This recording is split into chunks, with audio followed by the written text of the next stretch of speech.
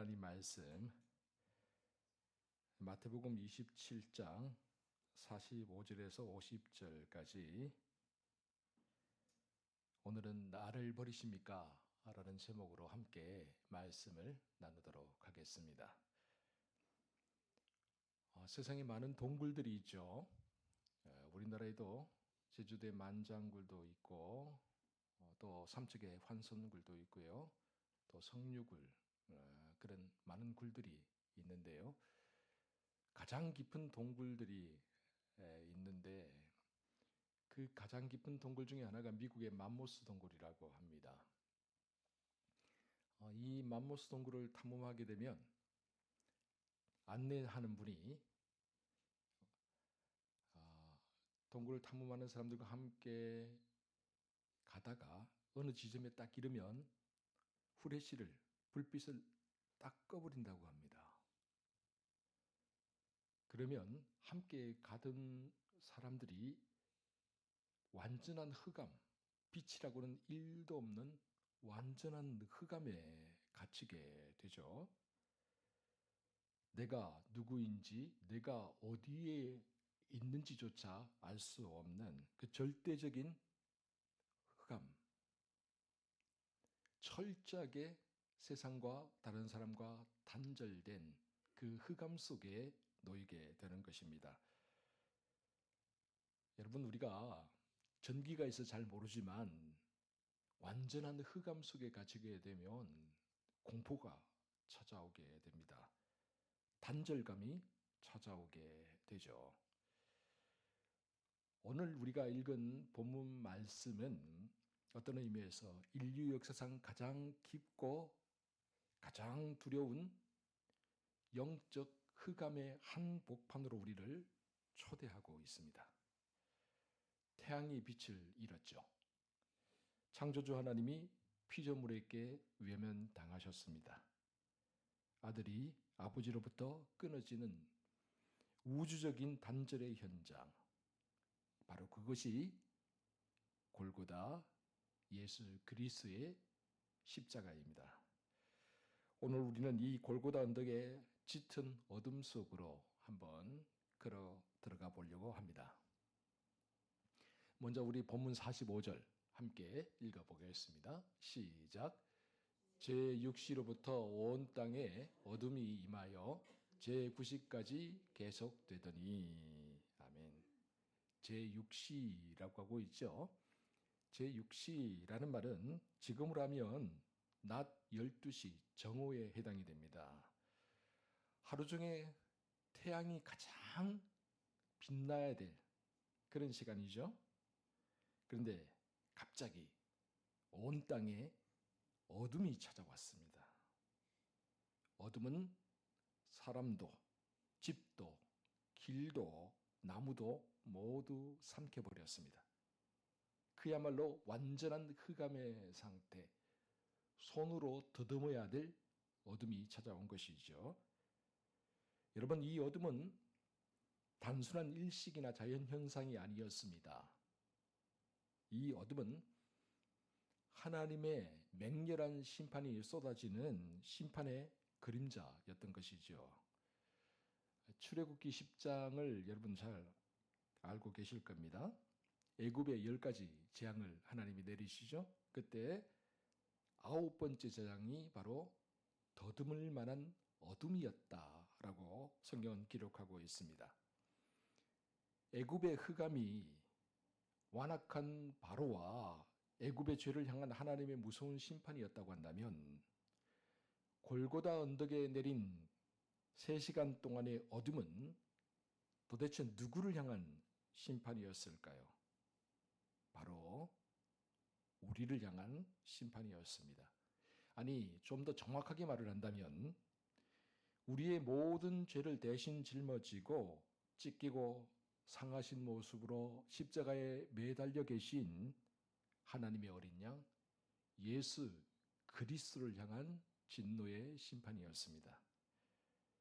빛이신 하나님께서 우리의 죄악을 대신 짊어지고 희생 제물이 되신 독생자 예수 그리스도로부터 철저하게 얼굴을 돌리신 사건, 그래서 흑암과 같은 더듬을 만한 어둠이 온 땅에 임한 사건, 이처럼 우리 주님의 십자가는 하나님의 심판과 침묵을 고스란히 다 받아내는 어둠의 자리였던 것이죠. 다음으로 우리 본문 46절 말씀 함께 읽어보도록 하겠습니다. 시작. 제9시쯤에 예수께서 크게 소리질러 엘리 엘리 라마 사박다니 하시니 이는 곧 나의 하나님 나의 하나님 어찌하여 나를 버리셨나이까 하는 뜻이라. 아멘. 제9시 그러니까 오후 3시쯤 되었습니다. 십자가 위에서 침묵을 깨는 비명소리가 들려옵니다. 엘리 엘리 라마 사박다니 나의 하나님 나의 하나님 어찌하여 나를 버리셨나이까. 여러분, 주님이 십자가에 참을 수 없는 고통 때문에 이렇게 부르짖은 것이 아닙니다. 여러분, 비웃고 조롱하는 구경꾼들과 로마 병사들 때문에 이렇게 부르짖는 것도 아닙니다. 주님이 부르짖는 이유는 다시 말해서 주님의 영혼을 산산조각 낸 가장 끔찍한 고통은 성부 하나님으로부터 버림받는 고통이었습니다. 창세전부터 단 한 번도 성부 하나님과의 연합에서 떨어져 본 적이 없었던 성자 예수 그리스도, 주님이 십자가 위에 매달려 계실 때 일시적으로 단절을 경험한 것이죠. 그래서 성경을 보면 언제나 주님은 나의 아버지 그렇게 이야기를 하시는데 오늘 본문에서는 나의 하나님이라고 그렇게 부르짖고 계십니다. 주님은 철저히 죄인의 자리에 심판받는 피고자의 자리에 서셨기 때문이죠. 그렇다면 주님이 왜 이렇게 철저하게 버림을 받으셔야만 했습니까? 우리 하나님은 거룩하신 분이죠. 그렇기 때문에 우리 하나님 곁에는 죄악이 단 1%도 가까이 하실 수가 없습니다. 그런데 주님은 십자가 위에서 마치 거대한 스펀지가 더러운 구정물을 남김없이 빨아들이듯이 우리의 교만, 우리의 거짓, 음란, 이기심이라는 그 모든 끔찍한 죄악들을 주님의 영혼에 다 흡수하셨습니다. 아무 죄 없으신 주님께서 죄악 그 자체가 되신 것이지요. 그러자 거룩하시고 공의로우신 성부 하나님께서는 눈에 넣어도 아프지 않으실 독생자 예수 그리스도를 향해 철저하게 눈을 감으셨습니다. 외면하고 자비의 문을 닫으셨습니다. 사랑하는 성도 여러분, 지옥이 다른 곳이 지옥이 아니죠. 하나님으로부터 버림받는 곳이 지옥입니다. 지옥이 고통스러운 이유는 뜨거운 불길 때문도 아니고 숨막히는 연기 때문도 아닙니다. 하나님의 은혜와 사랑이 완전히 결핍된 절대적인 단절을 경험해야 하기 때문입니다. 주님은 십자가 위에서 저와 여러분들을 위하여서 우리가 영원토록 경험해야 될 그 철저한 단절, 하나님과의 완전한 단절을 단숨에 그리고 뼈저리게 홀로 감당하셨던 것입니다.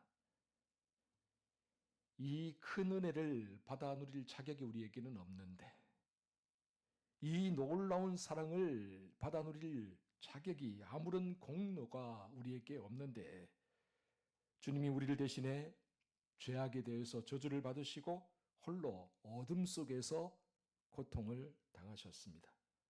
참으로 큰 은혜가 아닐 수 없죠. 참으로 놀라운 사랑이 아닐 수 없습니다. 오늘 우리는 이 큰 은혜와 이 놀라운 사랑을 무엇으로 어떻게 다 갚을 수 있을까요? 우리에게 있는 모든 것을 다 내어주어도 도저히 갚을 수 없는 은혜와 사랑. 그러므로 오늘 우리 모두는 사랑의 빚진 자로 살아가고 있음을 항상 기억하시기 바랍니다. 다음으로 본문 47절입니다. 함께 읽어보겠습니다. 시작. 거기 섰던 자 중 어떤 이들이 듣고 이르되 이 사람이 엘리야를 부른다 하고 엘리 엘리 라마 사박다니 주님께서 그렇게 부르짖으셨죠. 그러자 십자가 아래에서 이 소리를 듣고 있던 사람들이 어떻게 반응합니까? 그들은 주님이 엘리야를 지금 부르고 있다라고 수근거립니다. 엘리라는 말이 엘리야라는 말과 닮아 있었기 때문입니다. 그런데 여러분, 이 얼마나 비극적인 영적 난청의 상태입니까? 유대인들은 말라기 선지자 이후로 구원의 날이 이르면 메시아가 오게 되면 엘리야가 먼저 와서 그 길을 예비한다라고 믿고 있었습니다. 그러나 정작 그들은 자신들의 눈앞에서 자신들의 죄를 대속하기 위해 죽어가고 계신 진짜 구원자를 알아보지 못했던 거죠. 눈이 있어도 보지 못하고 귀가 있어도 듣지 못하는 사람들.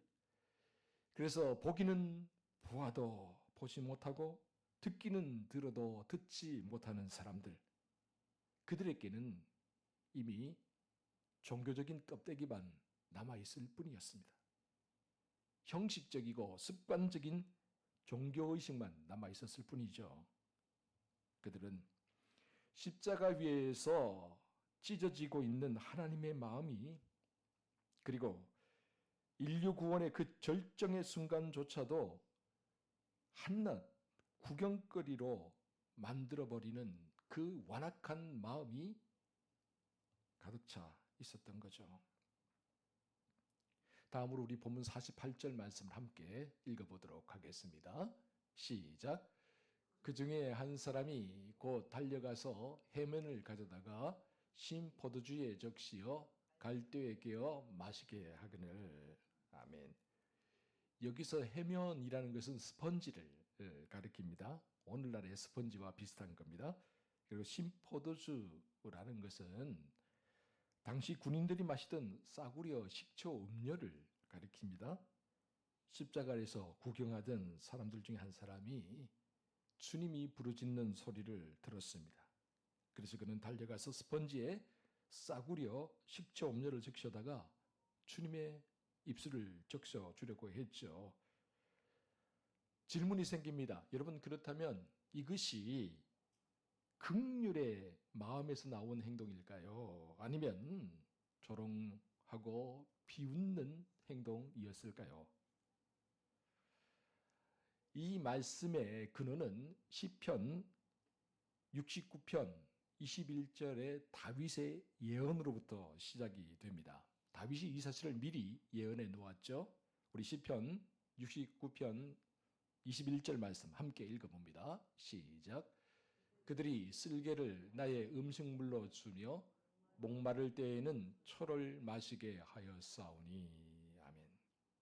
다윗이 지금 자기들에게 원수에게 조롱을 당하고 있고 또 비난을 당하고 있는 상황입니다.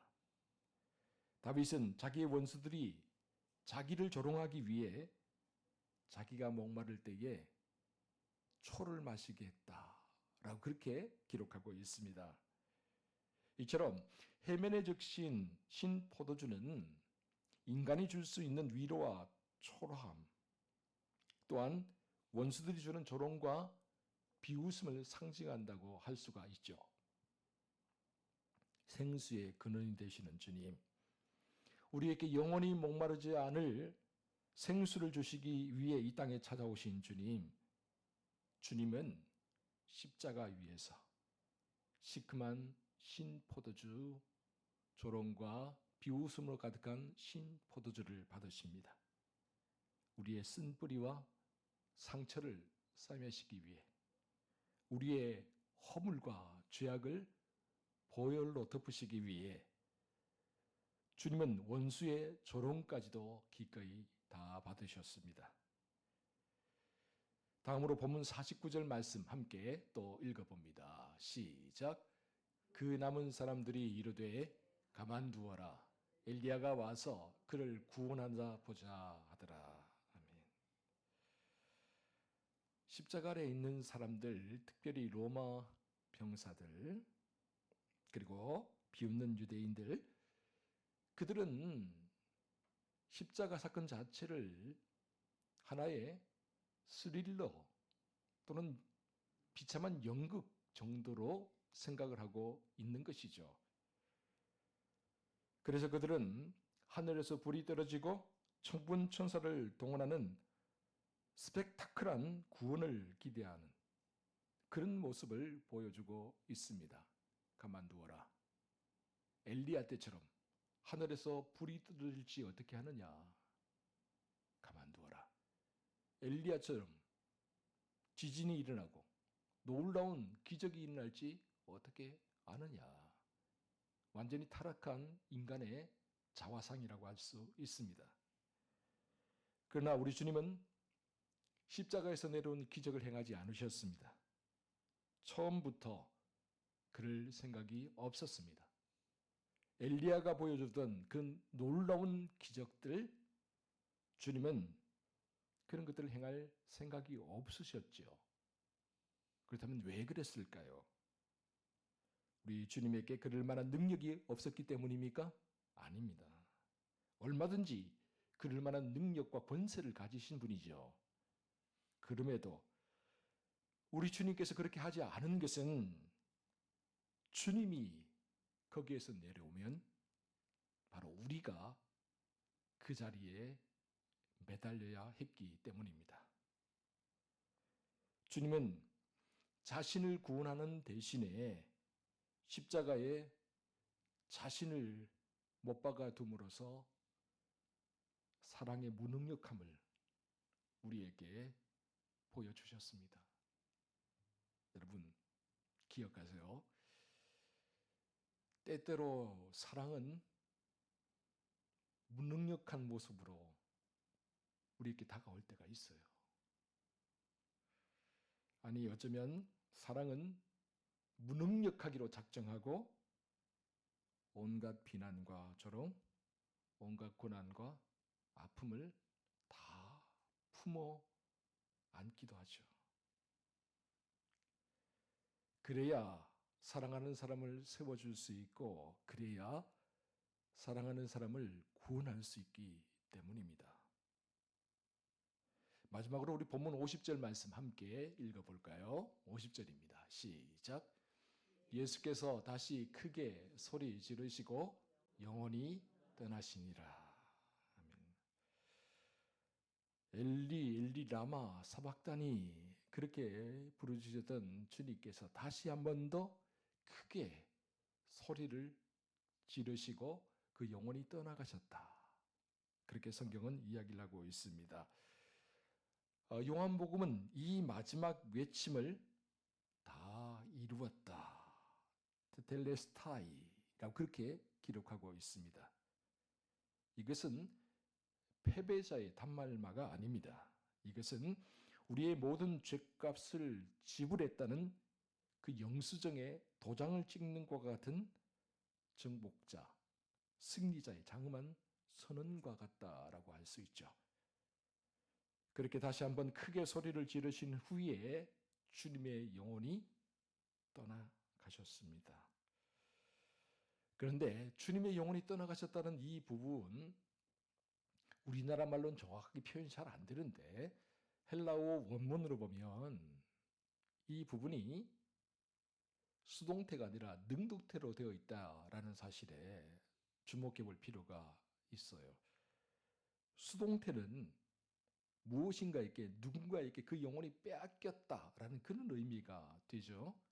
능동태가 되었다는 건 뭡니까? 주님 스스로 그 영혼이 성부 하나님 품으로 돌아가셨다라는 그런 의미입니다. 그러니까 끝까지 십자가의 주도권이 마귀 사탄에게 있는 것도 아니고 세상에 비웃는 사람들에게 있는 것이 아니라 예수 그리스도, 우리를 구원하기 이 땅에 오신 구세주 예수님에게 있었다라는 사실이죠. 주님 스스로가 희생 제물이 되셨습니다. 주님 스스로 자신의 생명을 죽음이라는 제단 위에 다 쏟아 부으셨습니다. 그리고 마침내 그 영혼이 때가 되어 성부 아버지께로 돌아가십니다. 우리나라의 고층 건물에는 피레침들이 거의 대부분 다 있죠. 우리 교회당 꼭대기에도 뭐가 있느냐? 십자가가 있습니다. 그 십자가 위에 뭐가 달려 있을까요? 피레침이 달려 있습니다. 피레침이 꼭 필요합니다. 특별히 높은 건물에는 꼭 필요합니다. 왜요? 이 무시무시한 번개가 내리칠 때 이 피레침이 없으면 건물 자체에 번개가 맞아버리죠. 그러면 화재가 나거나 부서지는 그런 일이 벌어집니다. 그런데요, 피레침이 있으면 어떻게 됩니까? 이 피레침이 이 번개를 1만 볼트가 넘는 이 번개를 자신의 몸으로 다 받아냅니다.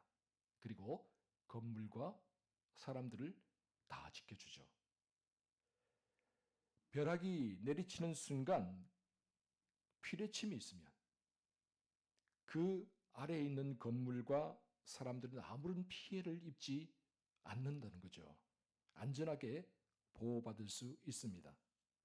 이처럼 골고다 언덕, 우리 주님의 십자가, 그것은 하나님의 진노의 벼락을 모두 끌어당긴 영적인 피레침이라고 할 수 있습니다. 엘리 엘리 라마 사박다니, 나의 하나님, 나의 하나님, 나를 버리시고 이 모든 사람들을 받아주십시오. 그런 의미가 아니겠습니까? 짙은 어둠 속이었지만, 완전한 암흑 속이었지만, 예수님의 이 절규는 성부 하나님의 심판이 성자 예수 그리스도의 온 몸을 관통하며 지나갈 때 터져나오는 고통의 소리였고, 또한 대속의 소리였습니다. 그러나 주님이 이 모든 진노의 벼락을 온몸으로 다 받아 안으셨기 때문에 이제 십자가 그늘 아래로 나온 우리는 생명을 얻습니다. 평안을 얻습니다. 그리고 구원을 받게 되었습니다. 사랑하는 성도 여러분, 다시 묻습니다. 우리 주님이 왜 저 참혹한 십자가에 매달리셔야만 했습니까? 바로 저와 여러분들을 구원하기 위해서입니다. 우리 주님이 왜 저 참혹한 십자가 위에서 엘리 엘리 라마 사박다니, 나의 하나님, 나의 하나님, 어찌하여 나를 버리십니까? 라고 부르짖어야 했습니까? 주님이 성부 하나님과 단절됨으로 말미암아 우리가 하나님께로 나가는 길을 열기 위해서였습니다. 그래서 주님이 돌아가실 때에 하나님과 우리 사이를 막고 있던 성전의 두꺼운 휘장이 위에서부터 아래로 찢어지게 되었던 것이죠. 막힌 담이 열린 거예요. 구원의 길이 활짝 열린 거예요. 그래서 우리가 이제 담대하게 하나님의 보좌 앞으로 나갈 수 있는 길이 열렸습니다. 그러므로 우리가 질병으로 고통당할 때, 또 경제적으로 위기에 힘들어질 때, 사람과의 관계가 끊어져서 자꾸만 멀게 느껴질 때 주님의 십자가 앞으로 나오시기 바랍니다. 우리를 위해 철저하게 버림받고 고통당하신 주님의 십자가를 바라보시기 바랍니다. 엘리 엘리 라마 사박단이라고 외치신 주님의 십자가에 우리의 소망이 있음을 믿으시기 바랍니다. 그 십자가에 넘치는 사랑이 있음을 믿으시기 바랍니다. 그리고 그 십자가에 참된 구원이 있음을 믿으시기 바랍니다. 이 사실을 굳게 믿고 오늘도 주의 십자가 붙들고 세상을 향해 담대하게 나가는 저와 여러분 모두가 되시기를 주의 이름으로 축원합니다. 기도하겠습니다. 사랑하는 주님, 우리를 살리시기 위해 독생자 예수 그리스도를 십자가의 흑암 속에 철저하게 버려두신 성부 하나님의 그 맹렬한 사랑 앞에 고개를 숙입니다. 그리고 엘리 엘리 라마 사박다니, 나의 하나님 나의 하나님 어찌하여 나를 버리십니까? 부르짖는 주님의 절규가 있었기에 오늘 우리가 하나님의 보좌 앞으로 나가 하나님을 아빠, 아버지라고 부를 수 있음을 고백합니다. 주님이 대신 맞으신 그 심판의 벼락 덕분에 우리가 십자가 아래에서 영원한 평안과 생명과 구원을 얻게 되었습니다. 그러므로 이제 다시는 십자가 아래 구경꾼이나 방관자가 되지 않게 하여 주시옵소서. 십자가를 통해 우리에게 구원의 문을 활짝 열어주셨듯이 이제 우리도 세상을 향해 나아가 이 십자가의 은혜, 십자가의 사랑을 전하며 살게 하여 주옵소서. 어둠 속에서 영원한 빛으로 인도하시는 주님이 계시기에 오늘 우리는 결코 절망하지 않을 수 있고 소망의 노래를 부를 수 있습니다. 오늘도 주님의 십자가만 바라보고 주님의 십자가만 붙들고 나아갑니다. 주여, 우리를 지켜주시고 우리와 함께 하시고 우리에게 힘과 능력과 지혜를 허락하여 주옵소서. 이 모든 말씀을 우리 구주 예수 그리스도의 이름으로 기도하옵나이다.